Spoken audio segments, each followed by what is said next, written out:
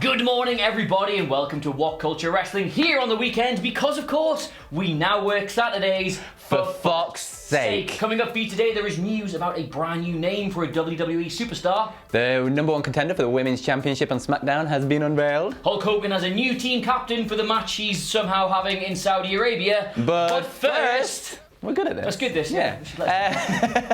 There has been a new stipulation added to the match between Bray Wyatt, the Fiend Bray Wyatt, and Seth Rollins at Crown Jewel. Now the match is Seth Rollins. going to be a Falls Count Anywhere match, but on SmackDown, they announced that the match can't be stopped for any reason. What? It goes on forever? It's Falls Count Anywhere, right, but it can't be stopped for any reason.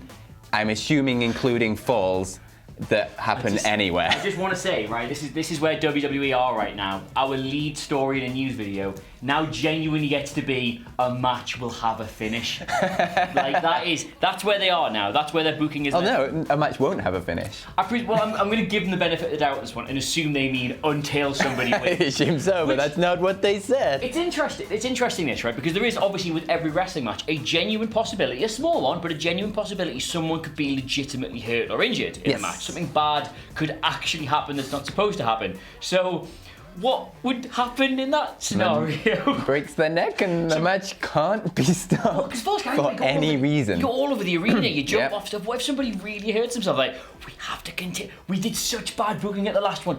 I know he's dead, but you're going to have to get him to just pin you, get him on top of you somehow. Just something, crawl underneath him. Oh, it's so bad. It's going to be on Halloween too, so it's going to be all spooky. I don't know, do they have Halloween in Saudi Arabia? I don't know. It's like more of a Western thing, isn't it? I guess, yeah, probably. I don't know. Imagine if you just put like a Halloween themed match on, everyone in the crowd's like, what's this? Why? What's this pumpkin thing they've got going Seth on? gets dressed up as Pumpkin Balor. That'll be quite fun. Actually, Starbucks is such a universal brand. If they had a big pumpkin themed match in Saudi Arabia, the crowd would probably think it was something to do with lattes. Probably, yeah. Probably, that's an interesting one. Do you think who's just going to win that for you, Phil? Seth, surely. Bray's on SmackDown. Like, they've never quite said why a person on SmackDown is going after the Raw Championship. But yes, they've also never said why a person on Raw is going after the SmackDown Championship, because isn't Cain Velasquez going to be staying on Raw? Yeah, that's true. So they could do a little switcheroo of both of them. They could. They absolutely won't, but they absolutely could. What else is on the card for that? Well, I have the full card, funnily enough. Let's find out if I can find it. Okay, so we've got the WWE title match between Cain Velasquez and Brock Lesnar, obviously. Nice to see Brock putting over a new, inexperienced, younger guy. He normally gets accused of only wanting these big money matches, but nice to put a relative no-hope or an unheard-of person over. Yep, we've got the Falls Count Anywhere match that cannot be stopped for any reason. Even death. We've got the World Cup Tag Team Turmoil match. Can you explain this one to me? Because I've only looked at this like briefly once with my eyes, and every time I've looked at it, my brain's gone, no, I'm not going to try and make sense of that. Well, it's a Tag Team Turmoil match that's a World Cup. Right. Why is it a World Cup? Because they decided to say the words World Cup in the title. Right. And there's no... What nationalities are represented in this World Cup? Well, let's see. We've got the Viking Raiders, so from Norway. Yeah, good. We've got the SmackDown Tag Team Champions, the Revival. From America. We've got the New Day. From America. We've got Dolph Ziggler and Robert Roode. From America. We've got Heavy Machinery. From America. We've got Lucha House Party. From... I think they're all from American, but we'll say Mexico. Probably Mexico. We've got Zack Ryder and Kurt Hawkins. From America. We've got the OC. From America. And we've got the B team. I'm sure someone's going to tell me that at least one person in there is Canadian. Probably, yeah. I don't imagine Rude so. Canadian, maybe? Maybe. Somebody's Canadian in there, but to be fair, this is an improvement on their previous World Cup where everyone was American. Yeah, that's true. It's a Ryder Cup, this. It's a Davis Cup. Yeah, the winners. It's not a World Cup. The winners are going to be crowned World Cup winners and the greatest tag team in the world. Oh, Christ, there's going to be shenanigans in that, isn't there? Like, there's absolutely no way one of those teams who are currently announced wins that. Last minute edition of Shane McMahon and Elias. No, I think... genuinely, here's a pitch for you, right? That goes on quite late in the card, after the Hogan versus Flair thing, right? Yeah. Where they decide they were better together than they were as adversaries, and they just walked out and got to get the last pin in that match. And Hogan Best tag team in the world. Hogan and Flair are declared best tag team in the world. It'll probably be fun. We've got Team Hogan versus Team Flair, talking about that. 5-on-5 match. It's the captain, Roman Reigns, Rusev, Ricochet, Ali. Don't spoil my story! Sorry.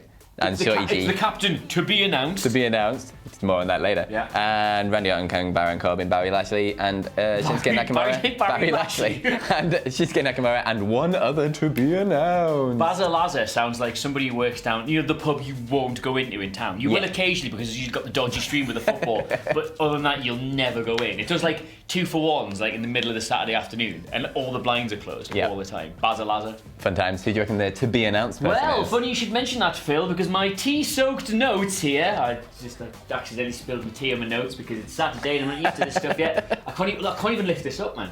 My tea-stained notes tell me that a new team captain has been announced for Team Hogan. Obviously, it was initially supposed to be Seth Rollins. Who could it be? Who could it be? You will remember Seth Rollins has a bit of a thing this year of like, veterans are in the ring, legends are in the ring, and they just sort of include Seth Rollins in the thing they're doing, and he stands behind them going, so he can be awkwardly left out of things. but they're still slightly included because he's a big dork. He's an absolute dork, right? I'm in DX. I'm in DX.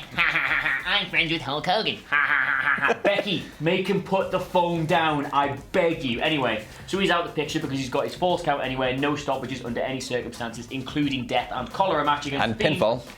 And pinfalls, which leaves a spot open. There's 3 spots open, actually. 2 of them were unveiled last night because Hogan's apparently very hot on Ali and Shorty G. Oh, yeah. So he's added them to his team, but still left a spot open for the leader, the captain of the team. And everybody speculated all night. We didn't, and it was veiled at the end. It was going to be none other than the big dog, Roman Reigns. Which means what's Hogan's team now? Shorty G, Ali, Rusev, Cesaro and Roman Reigns. Roman Reigns, Rusev, Ricochet. Ricochet, that's it. Ali, Shorty, Gable. I will say, for Hulk Hogan, it's quite a diverse team. It is. Yeah, well done, maybe Well done, maybe Hogan. put all that stuff to bed. So yes, there you go. Roman Reigns, the new captain of Team Hogan, to take on Team Flair, which is Randy Orton. See if I can get this. Randy Orton. Yep. Bobby Lashley. Yep. Is that one Cesaro? Nope. Sorry, not in it at all. He's in a different match. I will get to it in a Okay, sec. ignore that entirely. Okay, who else? Shinsuke Nakamura. Yes. If I said Bobby Lashley. Yes. To be announced. Yep. Oh, who's the other one? Oh, it's going to bother me this. Who's the other one? Lashley, Orton, Corbin. There it Yes! is. He got there. He got there. It's his job to get there. So yeah, there you go. That match, we still don't know why that's happening in 2 weeks, given that Survivor Series is right around the corner. But hey, they had a Royal Rumble less than a month after the actual Royal Rumble, so who are we to argue with Saudi oil money? I'm assuming to be announced is going to be Yokozuna anyway, so. What am I having a sniff, man? Also on the card, we have Braun Strowman versus Tyson Fury, obviously. And, which I think this is the probably perfect match for Mansoor, they're putting him against Cesaro. Yes, that's good because you'll get a great match out of him. Yep. I did know that. Why did I think this is And Cesaro will lose, obviously, but he'll make him look amazing while he's doing it. I agree with that. It's a good card, that for me. A good card. But speaking of good, do you know what's not good? I don't know, Cleary. What is not Do you remember good? me mentioning that Team Hogan included a one Shorty G? Look at the state of my notes here. A one Shorty G. I do remember. Well, that was officially unveiled last night. The Chad Gable has officially rebranded now to Shorty G. It's been a nice slow burn, though. He's Really with Chad slow burn. Gable to Shorty Gable to Shorty G. It's beautiful storytelling. And we say they can't Beautiful. do long-term booking. Anyway, he beat Curtis Axel. Remember him in a match? He made him tap to the ankle lock. Got on the mic and he said the following. I am embracing who I am. We all have insecurities, every last one of us, but tonight I stand here to say you can overcome. Do not run from them. Do not hide from them. Accept who you are. I accept who I am. I'm Shorty Gable. And then he does this, right? The actual promo was really good. He goes, I'm Shorty Gable. And he goes, let's shorten that down a bit. I'm Shorty G. And in a moment, I was like, you know what? He's winning us over with this promo. I was like, oh, wait, no, that's lame. Let's shorten that down because it's short. You get it. I'm Shorty G. Now, I'm going to give you a hot take on this, right? The idea of them doing a storyline where somebody has a major insecurity about themselves, embraces it as part of who they are, and goes on to become a better wrestler and a better person as a result, is a brilliant storyline, and they should be doing more of that stuff. It's socially conscious, and I really, really, really like it. However, there is nobody. I am 5'7", right? I think I'm the same height as him, if not maybe slightly taller. Yeah. Nobody is sitting at home afraid that they can't achieve things, right? For height, right? Crippling anxiety, overwhelming depression, financial background.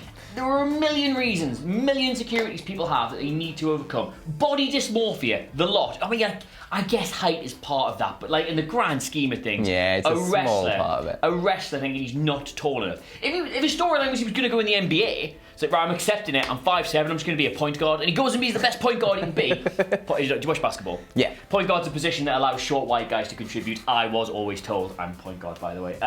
But just... It's just no. I hate this.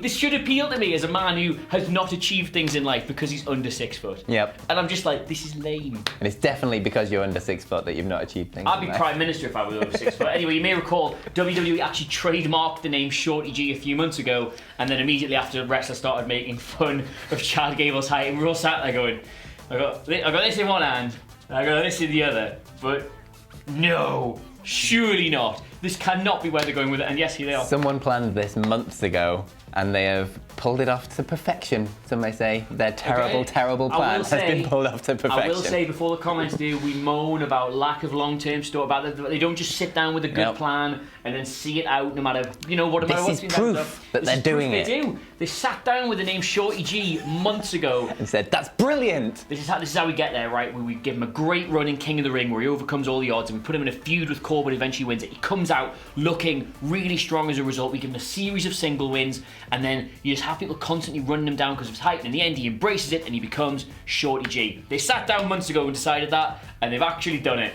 So, on the one hand, well done, long-term booking, executed to perfection. On the other hand, this is the lamest thing I've ever seen. Moving on. We've got a new #1 contender for the SmackDown Women's Championship. Yeah. And it is Nikki Cross. She beat, who else in the match? Lacey Evans, Carmella, Mandy Rose, Sonya Deville, and Dana Brooke. I did like Bayley's tweet back about this, by the way. This was somehow very good. Charlotte was like going this. to win. There was a very nice bit before the match where it was Miss TV segment, and Bayley came on carrying on her new heel look with a nice new leather jacket and things. Calling out all of the SmackDown Women's roster for being lazy and having a lack of desire. And then she just said, I used to be what they wanted me to be, but the truth is I have outgrown them. So do you guys want some inspiration? Life sucks and then you die. I'm glad they've doubled down on this Bayley thing, because they could have really half-arsed it. Yep, but they're going all in on it. Leather jacket. When I decided I had to be a badass, I literally got like a short haircut and then I bought a leather jacket. The jacket didn't fit me very well, so it never really worked as a thing. But it's true, it works. I thought when I watched this, by the way, that when she was talking about having a lack of desire, I thought that was them telegraphing Mandy Rose winning it. Because obviously the desire in Fire and Desire, I thought that was going to be. Her. I'm surprised it's Nikki Cross. Not disappointed. Me too, not disappointed. I thought it was going to be Carmella. I thought that'd be a logical, obvious babyface to go up against her for the first time. She's not going anywhere though, and I guess no, absolutely not. By the looks of it being Nikki Cross, she's not going to be propping up the main event scene for months and months and months and months. No, so it's a good short feud program. to have. If anything, let Bayley get a big win. Yeah, if you think about the sort of last few months Nikki Cross has had, she probably has been the standout. She really came out of that Alexa Bliss partnership looking like a much bigger star than she went in. Yeah. So yeah, she cut a decent promo before the match saying that if she wins, she's just gonna give Bayley a big hug. I like it. I like it. There's a great visual and sort of like what's the word I'm looking for? A personality foil between the new Nikki Cross, who's very much sort of like a manic old Bayley, and now Bayley's kind of got this like evil, like a more cerebral Nikki. It works. I like it. I'm looking forward to that match. Should we do the Twitter questions? Yes! I'm not going to do in the morning ones. Only just me and Nicholas at 4 o'clock going, I can't be arsed any of this. Yeah, it's fair. Right, Twitter questions. Here we go. To Daniel Scott, long-time listener of the channel, long-time listener, long-time viewer, long-time caller, whatever. How long do you think till they stick someone in that mask and make the Fiend and Bray Wyatt a tag team? Thank you for that question, Phil. They could put Bo Dallas in it. They love putting brothers together. The Fiend and the Friend. The Fiend and the Friend. They will. Fiend's friend. The Fiend's friend. What I thought I'd done is I'd liked 3 questions to ask you. What I've actually done is the second thing I've liked by accident is Chris or DJ. It's not WWE porn, is it? No. Saying things I learned today watching WWE. I have the same birthday as Adam Cleary. So that's your question. Thoughts on that? Good for him, I guess. It's probably a nice birthday to have. When you think about it, let's say these videos get between 50 and 100,000 views normally. Yeah. 365 birthdays. There are 2 sat here, so that's 182 and a half. Yeah. Like that's 1 in 182 and a half. There's a 1 in 182 and a half chance that you've got the same birthday as one of the people presenting the news. That's true. Now, given that there's quite a few. So it must be hundreds of people who watch this with the same birthdays as us. So what you're saying is you want some big shared birthday party moment for each one of our birthdays. July 6th. If your birthday is July 6th or January the 5th, let us know in the comments below, and we'll have a big birthday loving, even though it's not our birthdays. I'm really sorry I liked the wrong thing there. I'm sure that was meant to be a great question. Anyway, Wretched Da Turd, to Mr. and Mrs. Da Turd, son Wretched, just wondering what you guys think of NWA Power. Interesting. A very good question for a man with a name that is Wretched Da Turd. Brilliant. Oh, like Richard III. There it is. Well done. Makes sense. I like it. It's fulfilling a niche that hasn't been fulfilled in a long time. The overall presentation of it is fantastic. If you like that sort of thing, they've gone full on down the retro style. Yeah. If you don't like that, that's going to immediately put you off from what is some great wrestling. It's free. It's there on YouTube for you to wear. It's going back to the old glory days of studio wrestling. Just everything about the look and the feel about it, the way that like Nick Aldis is doing his promos and things. It's very, very old school feel, which again makes it stand out from literally everything that's put out there today. So I think they found their niche, and it's sort of the perfect route to make themselves stand out from everything else. Everyone is telling me it's good and I should watch it. However, my girlfriend has said that if I try and fit any more wrestling into my week, she will leave me. So there you go. Yes, let us know what you made of all of this in the comments below. And of course, don't forget to like, share, and subscribe. Wait, should we do the Lady Gaga Powerbombers now finally? If you want. Watch this. That was good, wasn't it? So let us know what you made of it all in the... God, I hope she's all right. In the comments below. And of course, don't forget. Imagine, though, you're a Lady Gaga fan. Lady Gaga gets you on stage. Lady Gaga jumps into your lap and starts properly grinding it against you. And then you fall off the stage. Slip and fall off the stage and powerbomb her. Like Bubba Ray with bloody... Was it Mae Young. Mae Young. Oh, bam. Jesus, do you ever live that down? No, I don't think so. Let us know what you made of it all in the comments below, because if you like, share, and subscribe. Phil, what do they get you on Twitter? At Phil My Chambers. I am at Adam Cleary, CLERY, the entire WhatCulture wrestling family at your disposal at WhatCulture WWE. But in the meantime, thank you so much for watching. Please go enjoy your weekends, because God knows we can't anymore, and we'll see you soon. Bye. You've just been filled in. That's good, that.